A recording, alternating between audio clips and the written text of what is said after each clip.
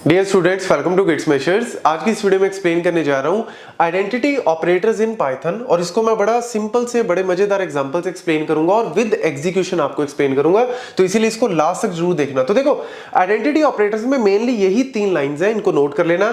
Identity operator, नाम से ही पता लग रहा है आइडेंटिटी मतलब आपको चेक करना है कि क्या टू थिंग्स आर आइडेंटिकल और नॉट। कैसे, अभी आपको पता लगेगा। These operators are used to check whether two objects, यहां पे वर्ड क्या आ रहा है, ऑब्जेक्ट्स। ऑब्जेक्ट का मतलब क्या होता है, एक्चुअली पाइथन में हर चीज को हम एज ए ऑब्जेक्ट ही कंसीडर करते हैं।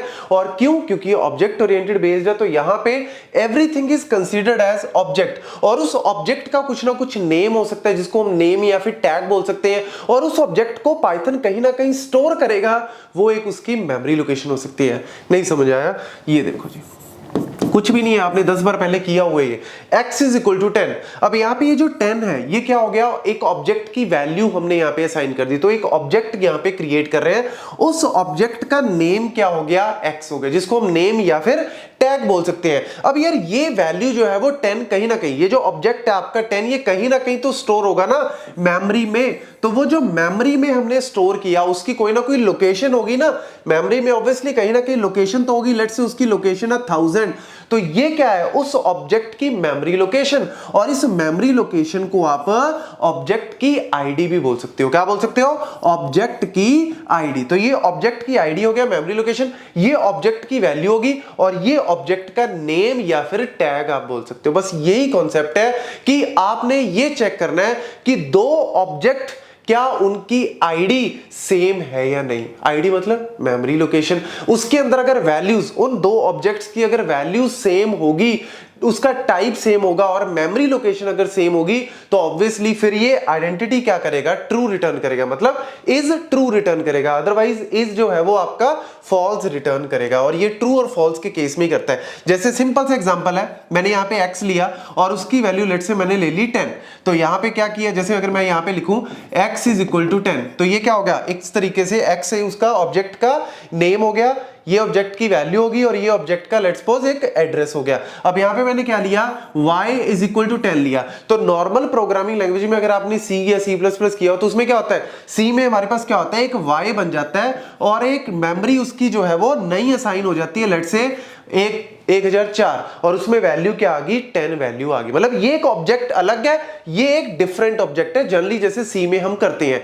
लेकिन पाइथन में ऐसा नहीं है। पाइथन में इसने देखा कि x की वैल्यू क्या है, 10 इंटीजर टाइप, y की वैल्यू क्या है, 10 इंटीजर टाइप। वो नया मेमोरी लोकेशन क्रिएट नहीं करेगा। यही तो इसकी एडवांटेज है, मेमोरी को सेव करता है। और ये क्या कहेगा, y ले लो और वो इसको पॉइंट करेगा। क्यों? क्योंकि सेम ही तो टाइप है, सेम ही तो डेटा है, तो वो उसको पॉइंट करेगा। यानी क्या हुआ, उनकी वैल्यूज तो सेम हुई, उनकी जो सबसे इंपॉर्टेंट चीज है, उनकी मेमोरी लोकेशन, उनकी आईडी क्या हुई, सेम हुई। ऑब्जेक्ट की जो आईडी है, जो मेमोरी लोकेशन, वो क्या हुई, सेम। और देख लो आप, लेट्स से आपने z is equal to x कर दी, मतलब x की वैल्यू z में साइन कर दी, तो z भी नया नहीं क्रिएट होगा। नॉर्मल केस में तो z भी हो जाता, नॉर्मल प्रोग्राम में। यहां पे z जो है वो अगेन उसी को पॉइंट कर देगा। यही एक्चुअली ब्यूटी है इसकी। तो यहां पे अगर आप चेक करो कि अगर आपने चेक करना है कि प्रिंट करना है, मतलब वेदर x इज y और नॉट, x इज y, मतलब बोथ आर आइडेंटिकल और नॉट, तो obviously both are what, identical. आप ये भी चेक कर सकते हो, x इज z और नॉट, y इज z और नॉट, तो इस केसेस में सब में क्या करेगा, ट्रू रिटर्न करेगा। ये सिंपल सा एग्जांपल है। और लेट्स सी अगर मैं यहां पे 10 की जगह 20 कर दूं, तो फिर अलग अलग हो गया। फिर x10, y एक नई लोकेशन लेट्स से 2000 पे 20 वैल्यू अलग से क्रिएट होगी, क्योंकि वैल्यूज ही अलग होगी ना। तो ये तो बाय डिफॉल्ट पता ही है सबको, लेकिन ये इंपॉर्टेंट है कि अगर मेमोरी लोकेशन सेम है, वैल्यूज, तो उस केस में आपका ट्रू रिटर्न करता है, और अदरवाइज फॉल्स रिटर्न करेगा। बस ये सिंपल सा कॉन्सेप्ट है। अब हम इसको एग्जीक्यूशन में देखते हैं। Okay, let's see the execution part of identity operator. तो देखो, सबसे पहले मैंने यहाँ पे x इज इक्वल टू 10, ये एक मेरा ऑब्जेक्ट क्रिएट हो गया, और इस ऑब्जेक्ट का नेम ये हो गया, और एक मेमोरी लोकेशन इसको मिल जाएगी, जैसा कि मैंने आपको पहले समझाया। ऐसे ही मैंने y इज इक्वल टू 10 ले लिया, सेम टाइप ऑफ डेटा है, मतलब डेटा टाइप भी सेम है और डेटा भी सेम है यहाँ पे। तो y के लिए एक नया ऑब्जेक्ट, एक नई मेमोरी लोकेशन नहीं क्रिएट करता पाइथन में, सेम वहीं पे रेफरेंस जो है वो दे देगा, क्योंकि इनकी वैल्यूज और डेटा सेम है। आप चेक कर सकते हो यहाँ पे print x is equal to y, y। तो अगर मैं सिर्फ x is equal to y यहाँ पे करूं तो देखो ये क्या करेगा, यहाँ पे अगर मैं इसको करता हूं तो ये क्या कर देता है, ट्रू रिटर्न करता है। ऑब्वियसली क्योंकि ये सेम ही वैल्यू को, सेम मेमोरी लोकेशन को क्या कर रहे हैं, पॉइंट कर रहे हैं, तो दोनों आइडेंटिकल है। वैल्यूज की बात नहीं कर रहे हम यहाँ पे, ऑब्जेक्ट की जो मेमोरी लोकेशन है वो सेम है। ये सबसे इंपॉर्टेंट पॉइंट है कि उसकी जो मेमोरी लोकेशंस हैं वो सेम है। ये भी आपका लेट्स से 1000 लोकेशन पे है, ये भी उसी लोकेशन पे ही पॉइंट कर रहा है क्योंकि वैल्यू सेम है, इस वजह से पॉइंट कर रहा है। अगर मैं इसको 20 कर दूं तो कहीं ना कहीं आपको सिंपली पता ही लग जाएगा कि ये रिटर्न क्या करेगा, फॉल्स करेगा, क्योंकि इस केस में तो ऑब्वियसली इसको एक अलग मेमोरी लोकेशन मिलेगी, इसको एक अलग मेमोरी लोकेशन मिलेगी, तो ये सेम कैसे हो गए मेमोरी लोकेशन पे।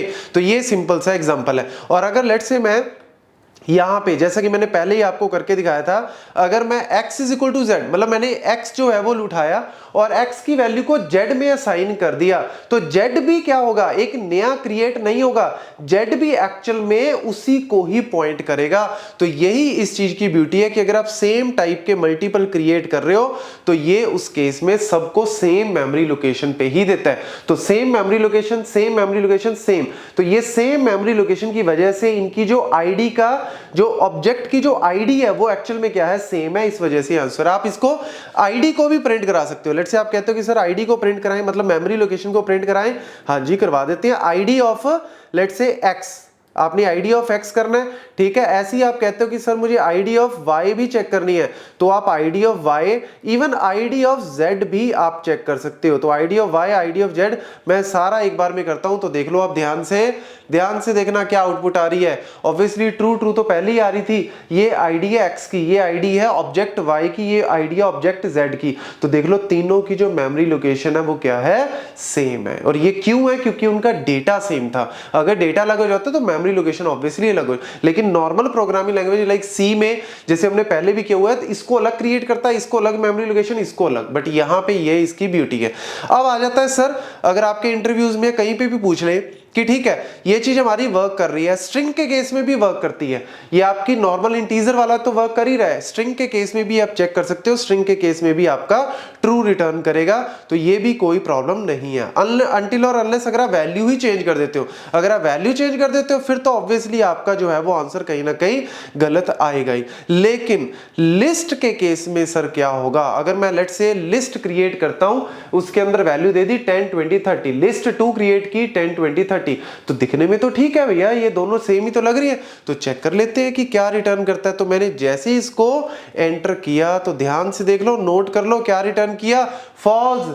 आपको लगेगा सर सेम ही तो था, वहां भी तो 10-10 थी, 20-20 थी, लेकिन ये एक्चुअल में वर्क करता है इज वाला जो आइडेंटिटी सिर्फ इंटीजर स्मॉल वैल्यूज पे, मतलब एक एक वैल्यू पे, जैसे स्ट्रिंग की एक वैल्यू या फिर इंटीजर।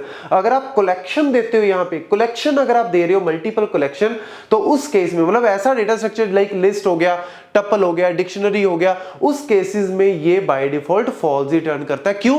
क्योंकि इसको अलग मेमोरी लोकेशन पे देगा, इसको अलग मेमोरी लोकेशन असाइन करेगा, चाहे वैल्यूज बराबर भी क्यों ना हो। आप इसकी अगर ये कहो कि क्या सर ये दोनों बराबर है, उसके लिए इक्वल टू आप कर सकते हो। इक्वल टू अलग चीज है, इक्वल टू अगर आप करते हो तो ये ट्रू रिटर्न करेगा।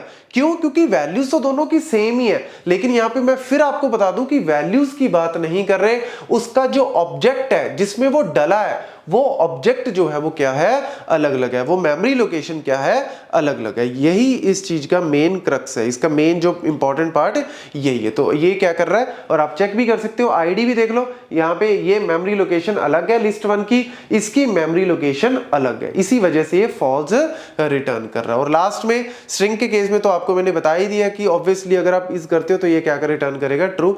और लेट्स पे अगर आप नन वाला भी लेते हो, लेट्स से अगर आप नन वाला अगर डेटा टाइप लेते हो तो उस केस में भी ये क्या रिटर्न करता है, ट्रू रिटर्न करता है, क्योंकि नन वाले केसेस में भी ये बाय डिफॉल्ट अलग अलग असाइनमेंट नहीं करता मेमोरी की, एक ही मेमोरी लोकेशन में वो असाइन करता है। तो नन इंट वाला जो केस है नॉर्मल, और आपका स्ट्रिंग वाला केस है। लेकिन कलेक्शन के केसेस में जहां पे मल्टीपल चीजें हैं, वहां पे इज आपका वर्क नहीं करता। इज और नॉट इज वही हो गया कि वैल्यूज चेक कर रहा है कि क्या है, और नॉट इज ऑब्वियसली क्या हो गया, एक तरह इज नॉट मतलब क्या हो गया, इसका उल्टा वर्क करेगा। That's it.